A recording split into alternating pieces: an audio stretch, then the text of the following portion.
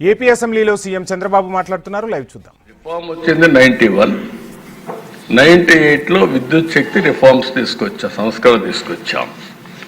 అప్పుడే మీరు చూస్తే 3గా డివైడ్ చేశాం. Distribution company, generation company, transmission committee. ఇంకొక పక్కన ఇవన్నీ రెగ్యులేట్ చేయడానికి రెగ్యులేటరీ కమిషన్ సెటప్ చేశాం. అక్కడి నుంచి దిశ మీరు చూసినప్పుడు ఎనర్జీ ఆడిటింగ్, అంతవరకు కరెంటు ఎక్కడికి అమ్ముతున్నారు, ఎంతమంది దొంగతనం చేస్తున్నారు, ఏమవుతుందో తెలియని పరిస్థితి నుంచి ఎనర్జీ ఆడిటింగ్ తీసుకొచ్చాం. ఆడిటింగ్ తీసుకొచ్చి ఫస్ట్ టైం దేశంలో 2003-04కి 23% ట్రాన్స్మిషన్ అండ్ కమర్షియల్ లాస్ అని ఎస్టాబ్లిష్ చేసిన మొట్టమొదటి ప్రభుత్వం భారతదేశంలో ఆంధ్రప్రదేశ్ ప్రభుత్వం అని కూడా నేను మీకు తెలియజేస్తున్నాను.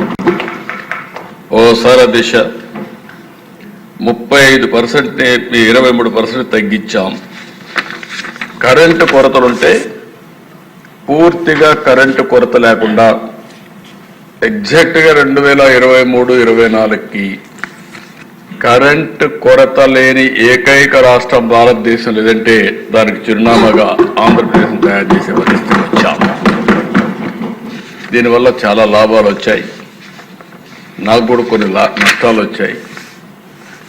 ఎందుకంటే ఫస్ట్ టైం ఒక మంచి పని చేసిన దానికి నేను రిఫార్మ్స్ తీసుకొచ్చాను కాబట్టి ఆ రోజు వచ్చినటువంటి ఈ పవర్ సెక్టర్లో మార్పులు ప్రజలు సరిగా అర్థం చేసుకోలేకపోయారు. కాబట్టి 2004లో తెలుగుదేశం పార్టీ ఓడిపోవడానికి ఒక కారణం ఈ రిఫార్మ్స్ కూడా అని చెప్పి మీకు తెలియదు. రిఫార్మ్స్ అని నేను అన్నా, కానీ ఆ వచ్చిన ఇబ్బందులను అధిగమించడంలో కొంచెం సమయం కావాలి. ఆ సమయం లేని వల్ల కొంత ఇబ్బంది పడ్డాం. ప్రతిపక్షాలు దాన్ని అడ్వాంటేజ్ తీసుకున్నారు. నేను అన్ని రిఫార్మ్స్ తీసుకొస్తే అధ్యక్ష వెరీ విచిత్రం ఏంటంటే ఉచిత కరెంట్ ఇమ్మన్నారు. కానీ అప్పటికే స్లాబ్ రేట్ ఉంది. ఈ దేశంలో మీరు ఒకటి గుర్తుపెట్టుకోవాలి, మొట్టమొదటిసారిగా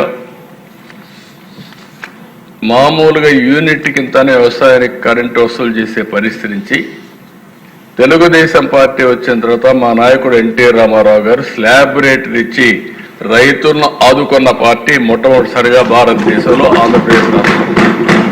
50 రూపాయలు హెచ్పీకి పెట్టి